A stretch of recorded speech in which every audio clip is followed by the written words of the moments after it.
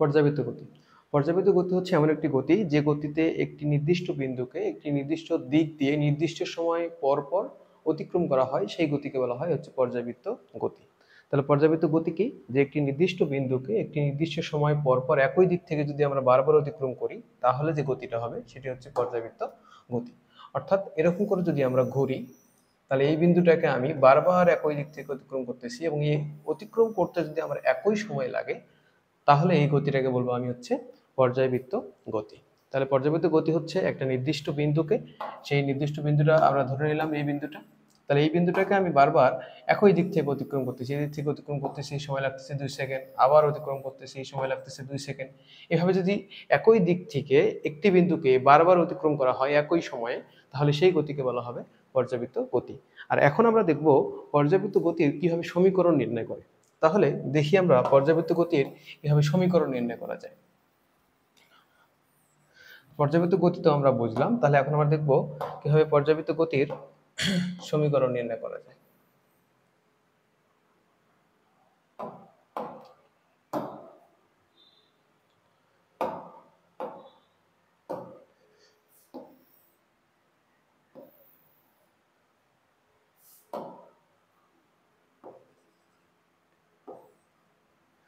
ধরে নিলাম যে ও কে কেন্দ্র করে একটি কণা, যে কণাটা এ বিন্দুতে আছে, একটি কণা যে কণাটা এ বিন্দুতে আছে এবং এটা ও কে কেন্দ্র করে এ বি সি ডি এই পথে এই কণাটা অতিক্রম করতেছে ও কে কেন্দ্র করে। তাহলে আমরা ধরে নিলাম যে কণাটা এখন এ বিন্দুতে আছে, কিছুক্ষণ পর কণাটি পি বিন্দুতে আসবে, তাহলে আমরা ওপি যোগ করে দিই। তাহলে আমরা যেটা বলতেছিলাম যে কণাটি এই বিন্দুতে ছিল এবং কণাটি এই দিক দিয়ে ঘোরার সময় কিছুক্ষণ পরে টি সময় পরে সে কোন বিন্দুতে আসছে? পি বিন্দুতে আসছে। তো কণাটি যখন এই বিন্দুতে ছিল তখন তার পাদবিন্দু ছিল ও। এখন কণাটি যখন পি বিন্দুতে আসে তখন তার আমরা পাদবিন্দু এঁকে নিই, তখন তার পাদবিন্দু হচ্ছে এম। তাহলে আমরা কি করলাম? কণাটা যখন ও বিন্দু এ বিন্দুতে ছিল তখন তার পাদবিন্দু ছিল ও, এবং কণাটি যখন টি সময় পরে পি বিন্দুতে আসছে তখন তার পাদবিন্দু হচ্ছে এন। তাহলে আমরা বলতে পারি যে ও এন এটা হচ্ছে কণাটার পাদবিন্দু সরণ, যে পাদবিন্দু সরণকে আমরা ধরে নিলাম এক্স। তাহলে আমরা বলতেছিলাম যে পাদবিন্দুর সরণটা হচ্ছে এক্স। এখন যদি তার কৌণিক সরণ থিটা হয় তাহলে থিটাটা কি?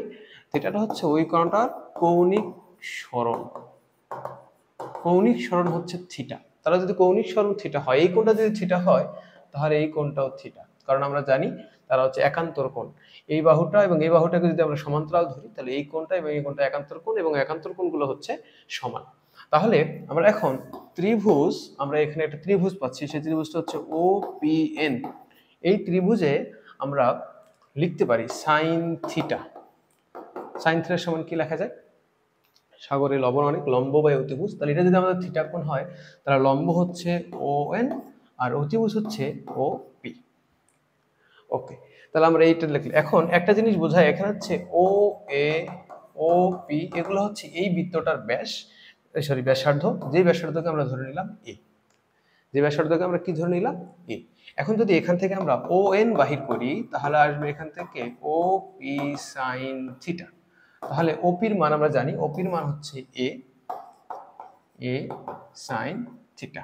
আর ও এন কে আমরা ধরে নিছি হচ্ছে পাদবিন্দুর সরণ, যেটাকে আমরা ধরে নিছি এক্স। তাহলে আমরা এই জায়গাটা একটা ইকুয়েশন পাইলাম, সেই ইকুয়েশনটা হচ্ছে এক্স সমান এ সাইন থিটা। তাহলে এটাই হচ্ছে এই পর্যাবৃত্ত গতির সরণ এক্স সমান এ সাইন থিটা। থিটা হচ্ছে কি? থিটা হচ্ছে কৌণিক সরণ। থিটা হচ্ছে কি সরণ? কৌণিক সরণ। আমরা 3-4 অধ্যায়ে দেখছি আমরা যে কৌণিক সরণ থিটা সমান কি লেখা যায়? Omega t. থিটা সমান কি লেখা যায়? Omega t. থিটা হচ্ছে কৌণিক সরণ। তাহলে যদি আমরা ওই ভ্যালুটা এখানে ইনপুট করি তাহলে আমাদের যে সমীকরণটা দাঁড়ায় এক্স সমান এ সাইন ওমেগা টি। এই যে থিটার জায়গায় আমরা ওমেগা টিকে বসাইলাম। তাহলে আমাদের যে ফাইনাল ইকুয়েশন দাঁড়াইলো সেই ইকুয়েশনটা হচ্ছে পর্যাবৃত্ত গতিসম্পন্ন কোনো কণার সরণের ইকুয়েশন হচ্ছে এক্স সমান এ সাইন ওমেগা টি। এটি হচ্ছে পর্যাবৃত্ত গতির সমীকরণ। তাহলে আমরা কি বলতেছিলাম এখানে, যে একটি বিন্দু বা একটা কণা যেটা এই বিন্দুতে ছিল, সে এ বিন্দু থেকে টি সময় পরে পি বিন্দুতে আসলো। তাহলে যখন কণাটি এ বিন্দুতে ছিল তখন তার পাদবিন্দু ছিল ও, আর কণাটি যখন পি বিন্দুতে আসে তখন তার পাদবিন্দু হচ্ছে এন। তাহলে আমরা বলতে পারি ও থেকে এন কে আমরা বলতে পারি পাদবিন্দুর সরণ, যে পাদবিন্দুর সরণকে আমরা ধরে নিলাম এক্স। তারপর এইখানে আমরা বলতেছিলাম এটা হচ্ছে যেহেতু কণাটা এ থেকে পিতে আসছে, তাহলে থিটা হচ্ছে তার কৌণিক সরণ, তাহলে সেই কৌণিক সরণকে আমরা বলতেছি থিটা। থিটা হচ্ছে কৌণিক সরণ, তাই এটা যদি থিটা হয় তাহলে এই কোণটাও থিটা, কারণ তারা হচ্ছে পরস্পরের একান্তর কোণ। এখন ত্রিভুজ ওপিএন থেকে আমরা এক্স এর মান নির্ণয় করলাম। তো থিটা আমরা যে গতি কি বলে বৃত্তাকার গতিতে আমরা দেখছি যে থিটা কৌণিক সরণ সমান লেখা যায় হচ্ছে ওমেগা টি। ওমেগা হচ্ছে কৌণিক গতি, টি হচ্ছে সময়। সেই থিটার জায়গায় যদি আমরা এই মানটা বসে দিই তাহলে আমরা পর্যাবৃত্ত গতির সমীকরণ চলে আসে, যে সমীকরণ হচ্ছে এক্স সমান এ সাইন ওমেগা টি।